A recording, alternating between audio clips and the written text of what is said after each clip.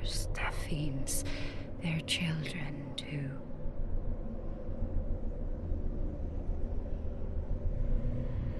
And their children forever true. We did it. It is the last video of the Bloodborne lore series, and this is the final one where you're talking about the DLC. So let's get into it. In order to go into the DLC, we need to pick up this item here. It is the Eye of a Blood-Drunk Hunter, and what that is essentially it is just the hunter who has gone mad, he has turned into a beast, and we can actually see it here in the opening cinematic of Bloodborne. Reading the actual item description here, it talks about how when a hunter gets drunk off of the blood, it gets taken to this nightmare. So we are now notified that this world that we're about to go into, this nightmare that we're about to go into, is filled with hunters who have been drunk off of the blood. Right before heading into the DLC, I decided to use all of the umbilical cords that we have been picking up throughout the game.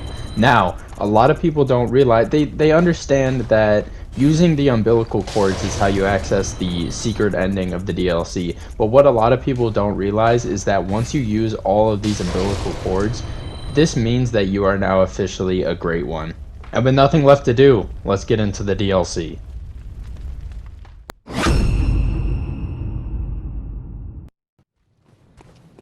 The first thing we see when we enter the DLC is a bunch of these hunters fighting off the Ash and Blood beasts, which are pretty fucking strong. Whatever hunter these guys were before they got drunk off of the blood, they were probably some pretty serious hunters. Going up the path here, we enter a cathedral that looks the exact same as the one we fought Vicar Amelia, and we go ahead and pick up a key item for later.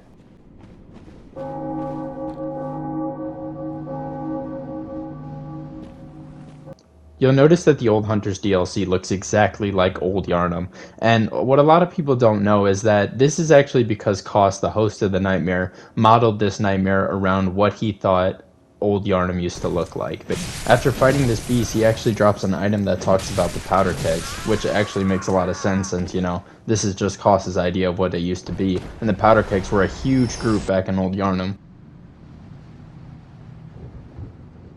If you played the DLC for the first time and you're wondering why these people that were supposed to be from Old Yarnum look a little different, you know, they have a little bit of a different outfit, they have different weapons, well, that's because of what I said earlier. Koss made this nightmare based off of what he remembers Old Yarnum to be. We still see enemies kind of like this one here that was from, you know, the Canehurst Castle, the Bloodsuckers, so he got some things right.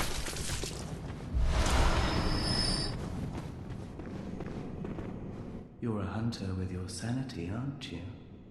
Must have taken a wrong turn then, eh? Well, we're more alike than you think. This is the hunter's nightmare, where hunters end up when drunk with blood. You've seen them before. Aimless, wandering hunters slavering like beasts. This is what the poor fools have to look forward to. So, don't be brash. Turn back before it's too late. Unless you've something of an interest in nightmares. Oh yes, I see. You sense a secret within the nightmare, and cannot bear to leave it be. As if the spirit of Bergenworth lives on within you. Such inquisitive hunters will relish the nightmare. But beware. Secrets are secrets for a reason, and some do not wish to see them uncovered. Especially when the secrets are particularly unseemly. Something that I didn't know about until my most recent playthrough, if you drop down on this beam and then walk across, you can actually pick up the Constable's outfit, which was that guy from the first video talking about PvP and, you know, stuff that no one really does. When you go up this ladder and then head up the hill a little bit, it actually expands your FOV, which makes me really want this game to go to PC, you know, so that you can expand your FOV in the mods or whatever, because this fight is so sick with expanded view. Like, I mean, just look at it.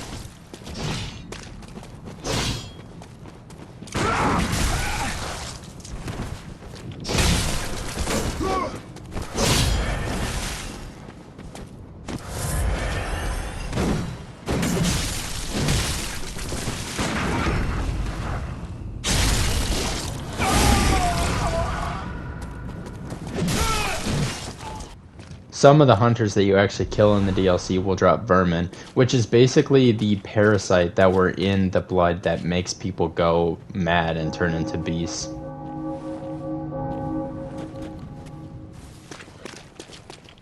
Up the path on the way to grab the best weapon in the entire game, we see this shell with this weird like creature fall from the sky. We're not really too sure why, but we'll come back to it. And then we go ahead and pick up the best weapon in the game.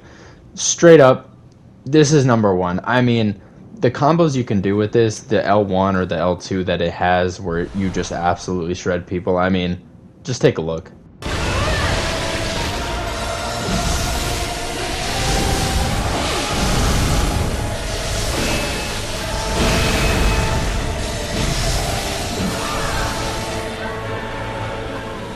But we'll get to Maria later. It's time for the best boss in all of Souls fucking history, and I'm not playing, bruh.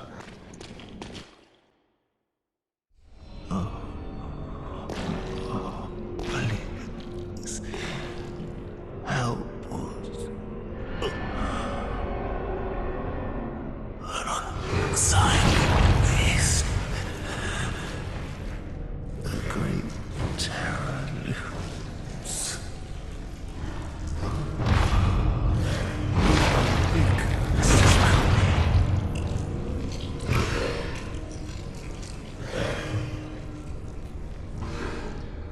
Have mercy.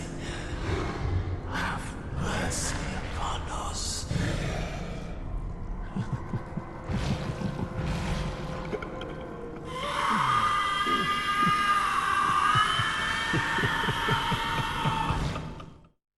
Okay, this is straight up my favorite boss in the entire Souls series, so we gotta talk about it a little bit. This is Ludwig. This was one of the first hunters of the Healing Church.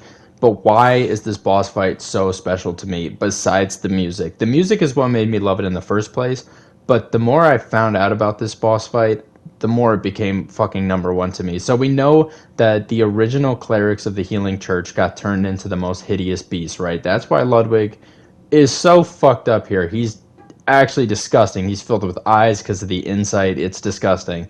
But halfway through the fight, which we will get to, I'll go ahead and play the cutscene here. But he starts talking normally. He starts talking human.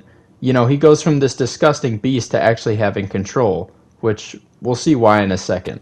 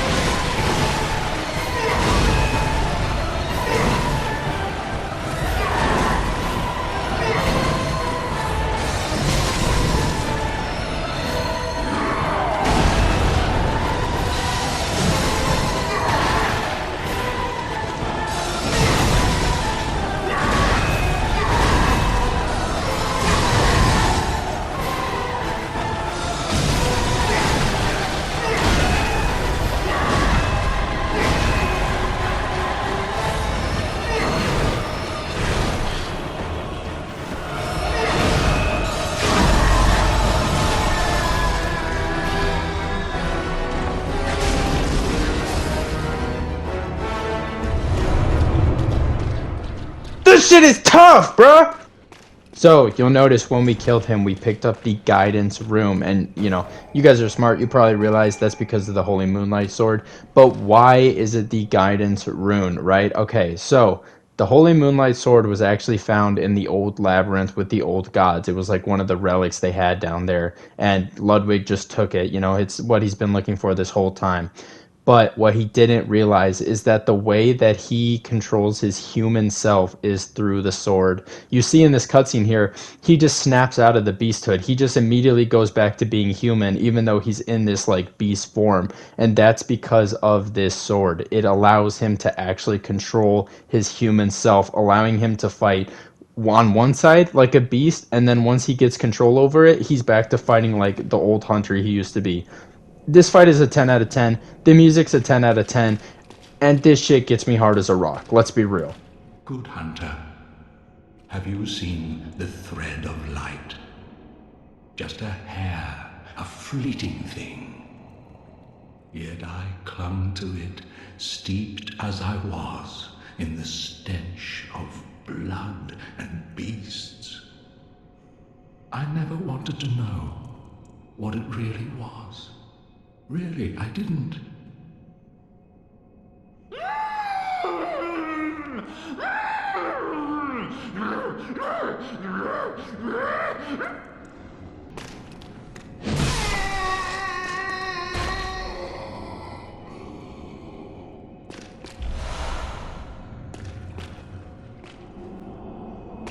A tragic figure, but he will shame himself no longer.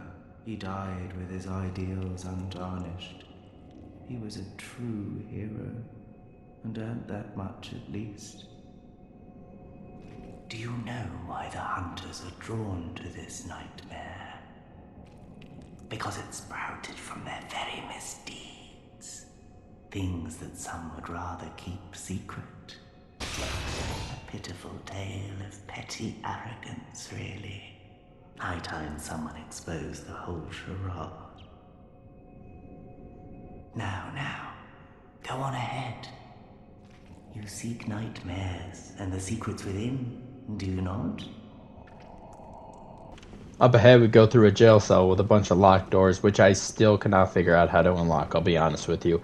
But up the path here, we get into this 2-on-1 NPC fight. I pretty much just turned it onto a 1v1 and then into another 1v1. I just lead her kind of down this path here and then fight her normally, kill her, and then kill the other one. The other one does like range projectile attacks that do a lot of damage, but I've never died to this fight. A lot of people say that this is, you know, a difficult fight, blah, blah, blah, but I mean, if you just space them out, it's not too bad. I've never really died on this little fight here, so moving on.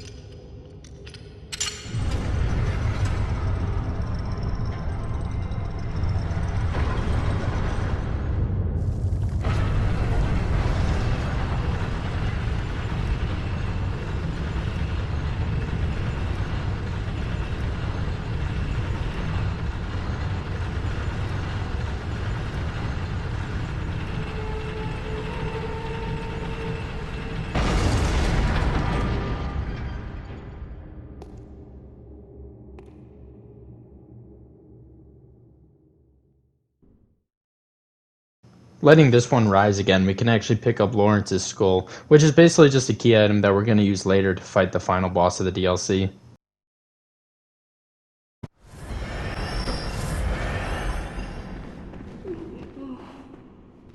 Lady Mary, save me, please. I don't hear anything. Blip, blop, blip, blop. Splish, splash, splish, splash. Yeah, plip plop, splish splash, splish splash. I've been saying this for about year and a half now, and everyone thinks I'm fucking insane. But this is the research hall. This is where they started doing experiments on people to try to turn them into great ones. And you'll hear them say, "I'm sorry, Maria, I'm sorry, I failed." This is basically just them saying, "I have failed to turn into a great one," you know? We used all these materials and experiments to try to make me a great one, and I failed. So this is just a research hall full of failed experiments.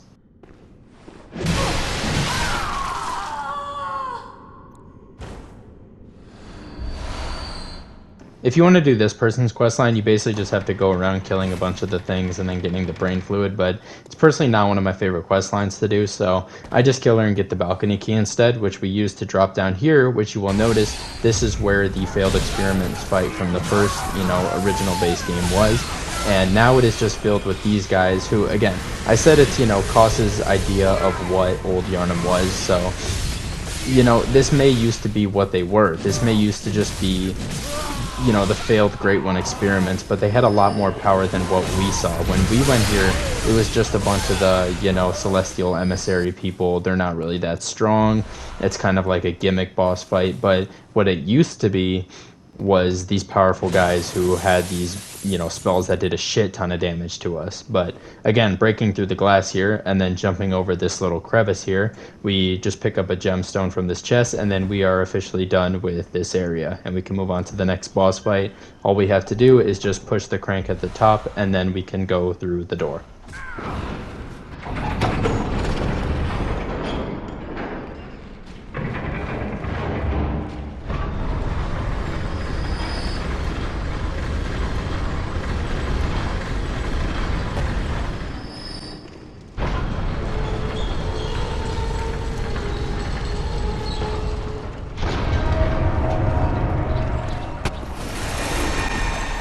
These are the living failures. So again, these are just experiments of people trying to turn themselves into great ones, but they didn't succeed. This is the outcome of their experiment, the rituals, whatever they were doing to them. But you can kind of tell that these motherfuckers still have some power. They were kind of close to turning into a great one. They just didn't make it all the way. They're able to summon these meteors from the sky. They're able to do these, unique spells where it does a shit ton of damage. It'll do like half your health. And if you get close to them and they do a big attack on you, it'll, basically just two-shot you. So you got to kind of be a little bit careful, but this is like a bottom 5, easiest in the entire game fight. They're living failures for a reason. They're kind of just, pretty easy, and we kill them and we're immediately on to the next boss fight.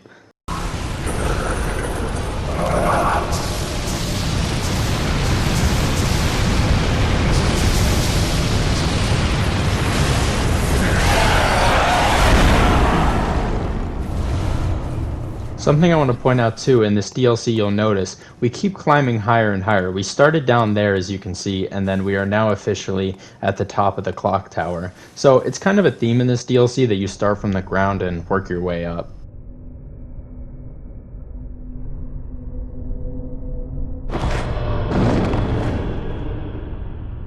A corpse should be left well alone.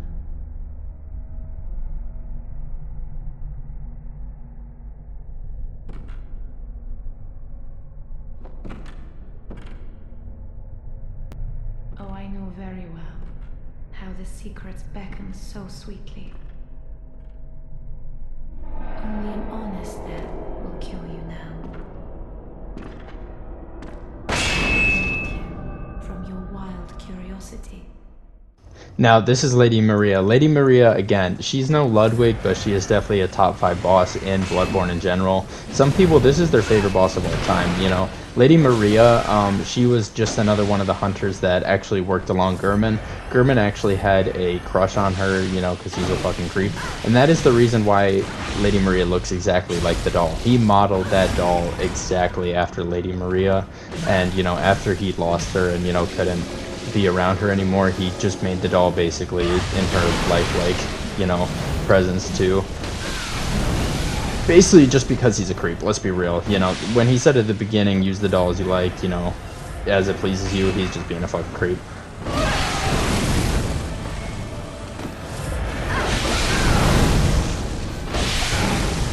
You will also notice that halfway through the fight and then 3/4 of the fight she has 2 different phases. She uses a lot of blood and fire magic, and that is because Lady Maria has Kanehurst DNA in her, bruh. You know, there's a reason why she's doing all these spells with blood, and, you know, she even has an attack where if she grabs you, she rips your heart out of the chest. And I don't think I have an animation of that, but if you haven't seen it, look it up. It's pretty fucking cool. But that's Lady Maria down, and we are on to the next area of the DLC.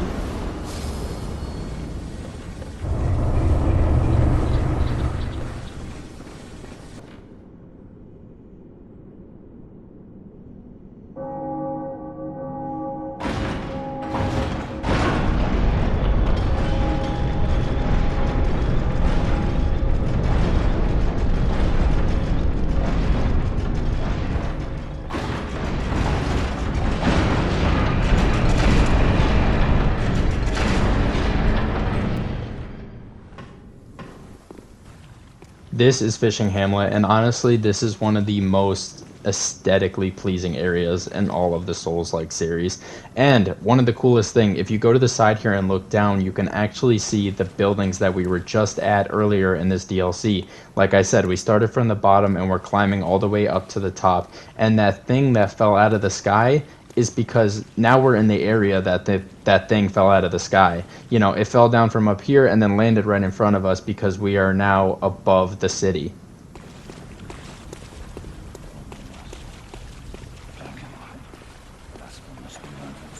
Blood-crazed fiends. Atonement for the wretches by the wrath of Mother Goss. Mercy for the poor wasn't child. Mercy.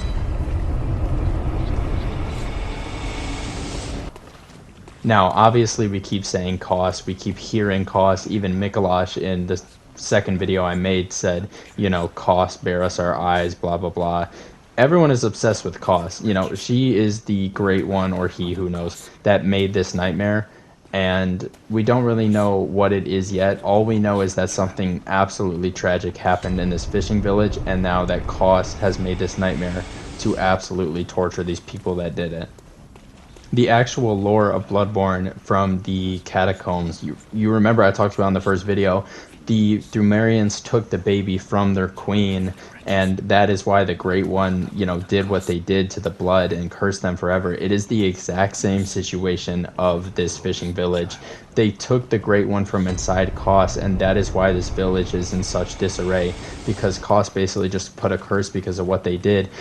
And that kind of reveals the entire theme of Bloodborne. You know, everything is fine until people and humans get greedy and they make a terrible decision and they pay the consequences for it.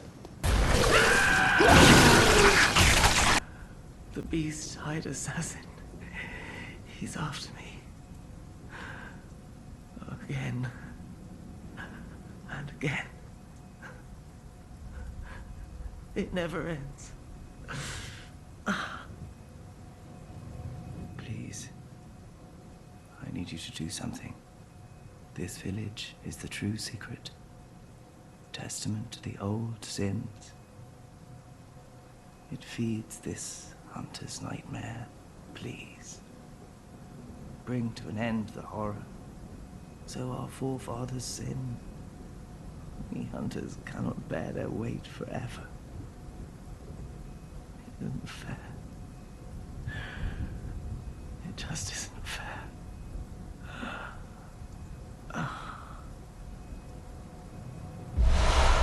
What is it?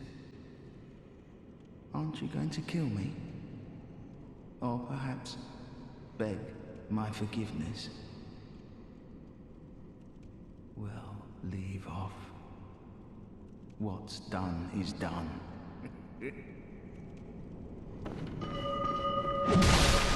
Changes. Such is the nature of man.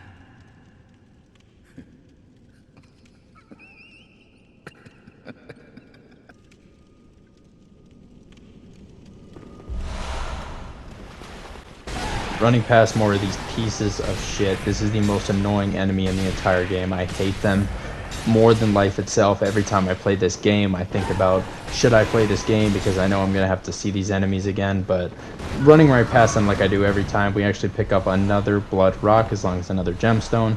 You know, this is the only other blood rock in the entire game besides the base game. I think there's actually one more in the DLC, but you know, you can really only max out 3 weapons, which is kind of annoying. But besides that, we are at the final boss. Well, not the final boss, the second final boss of the DLC, but top 3 coolest of all time.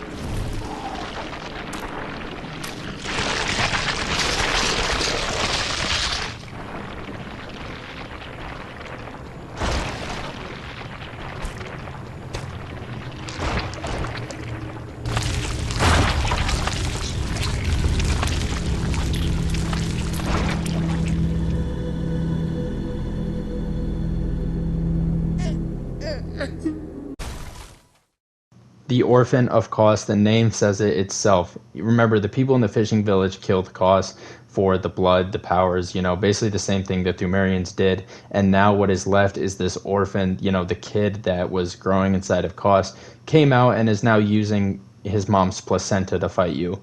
Bloodborne's pretty fucked up. It's pretty weird. But this fight is pretty much considered one of the hardest fights in all of Souls. And you know, you go on TikTok and you scroll, you see top 10 hardest boss fights of all time. Orphan of Kos is going to be on there. For me, I've played Bloodborne around 15 times, and I actually went and beat him blindfolded. It is posted on my channel. I have beat Orphan of Kos blindfolded. It took me a very long time to actually accomplish, but the video got like 3 views. So if you're watching this, please go scroll down to my channel and see me beat Orphan of Kos blindfolded. It's pretty cool. So this fight is easy peasy for me now. So I went ahead and first tried it here.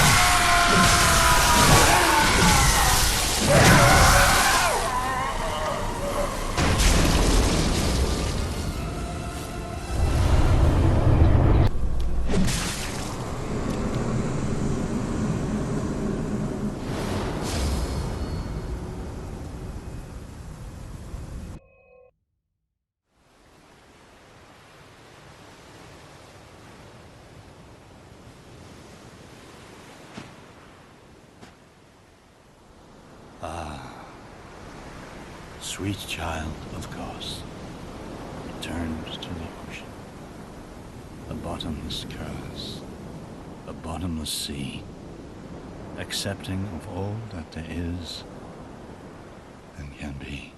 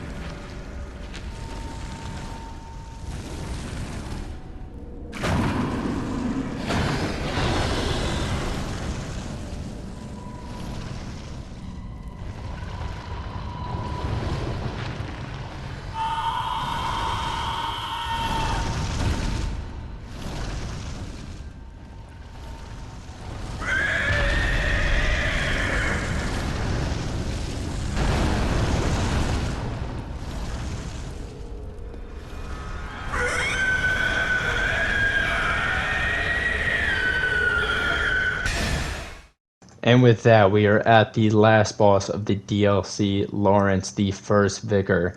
And I don't blame you guys if you don't really understand who these people are. You know, it kind of just gives you a name and then has this giant beast here. But you're wondering, who is this guy that can be so fucking powerful and turn into this insane beast that basically just one-shots you if it hits you?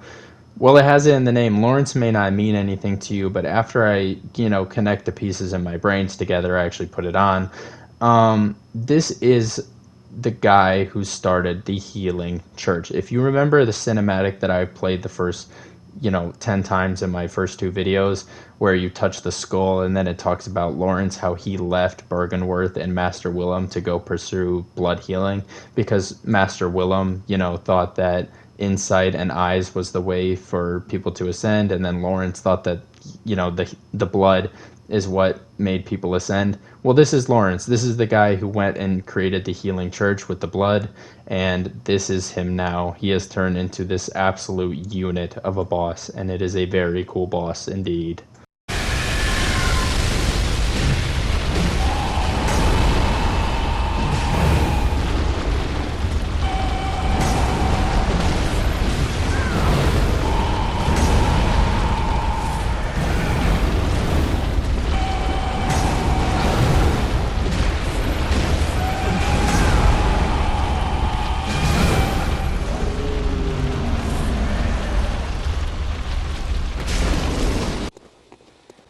Change of pace here. I wanted to show you where my Blood Chalice dungeon run ended.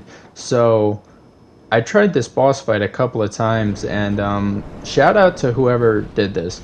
This is me after the DLC, max level, not max level, but high as shit, like 100 something. Did you see the damage that motherfucker just did to me? How the hell do people beat this? Look at that shit! This is not a real boss fight. Yeah, I gave up after like 3 attempts. I'm like, yeah, I'm not doing this. I'm over it. No one's doing the Chalice dungeons anyway, so you don't need to know. Good hunter, you have come. Dawn will soon break. This night and this dream will end. Gammon awaits you at the foot of the great tree.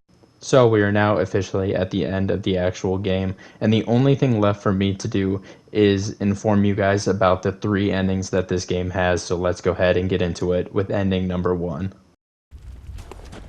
Good hunter, you've done well. The night is near its end. Now, I will show you mercy. You will die, forget the dream, and awake under the morning sun. You will be freed from this terrible hunter's dream. Farewell, my keen hunter. Fear the blood.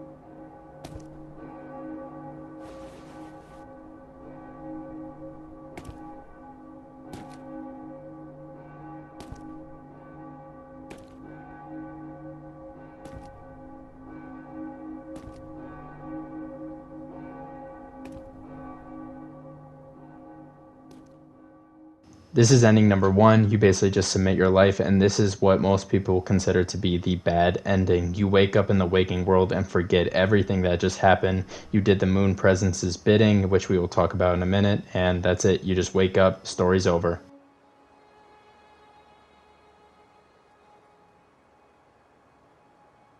Farewell, good hunter. May you find your worth in the waking world. And then there is option number two, where you do not submit your life. You refuse Gurman, which means he only has one other option because of the moon presence, and that is to kill you himself. Gammon joins the hunt. Now, during the Gurman fight, I actually want to talk a little bit about the endings of the game, right? So, we know that this entire time there's been a secret ending, and we don't really know yet what it is, but we do know that we had to use the umbilical cords to get the secret ending. So after we kill Gurman, we're going to basically see part of the secret ending. There's kind of two that you can do, but the main thing about this is our entire reason for waking up in the first place. We got beckoned to come hunt for, the town or whatever is what we thought at first. But really, the entire story of Bloodborne is based around the moon presence. We never would have woke up in Yharnam to hunt if it wasn't for Gurman, right? He's the one who did our blood transfusion. But why did Gurman pick us, right? Out of all the hunters in Yharnam, he chose us for a reason. And that is because Gurman has been trapped in this hunter's dream for a long time, and we didn't know what it was. We only knew that it was because of the moon presence, right?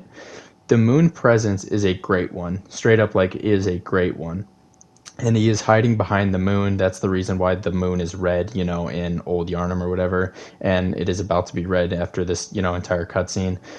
But the moon presence is a great one, and like I said earlier, every great one has its own purpose and has its own powers. Well, the moon presence's goal, I said in the first couple of videos, every great one has a goal. The moon presence's goal is to kill other great ones, and that is the entire reason why he chose us. He wanted us to go through the entire game killing great ones like Rom, like, Murgo's wet nurse, like all the great ones that we killed was basically just for the moon presence's bidding. And that is why the secret ending of this game is, instead of us refusing and then the moon presence just absorbing us, killing us basically, we use the umbilical cords, which makes it so that he actually cannot absorb us because we are now a great one ourselves. And the only thing that he can do to get rid of us is to actually fight us straight up, which is his goal this whole time, was to kill great ones. Except for we're powerful as shit, so we basically just scrap with him and win. So that is the reason that our hunter came to be, just for the moon presence's bidding. Gurman was trapped in this hunter's dream because of the moon presence. He summoned us to do its bidding, except for he didn't realize that we were going to become a great one in the end, and we were going to be the reason that he falls.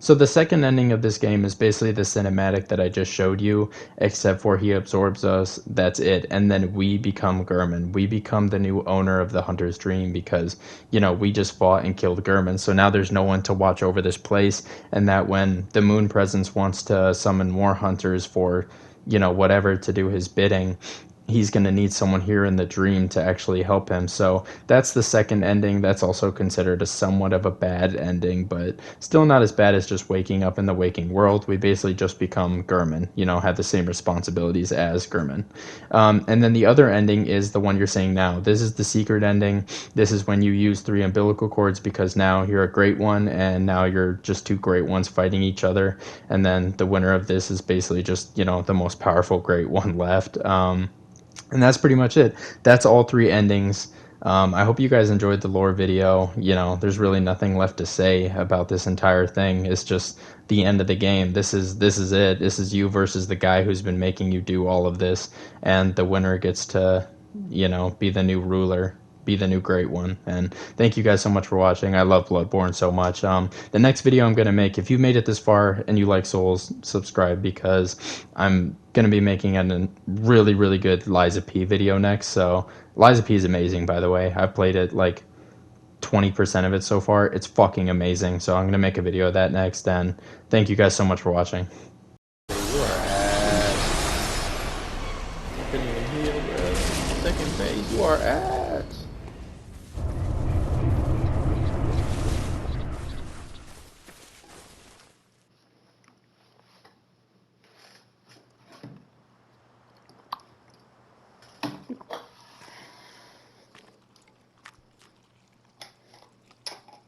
Guess I'll Are you give this cold? beta one more fucking.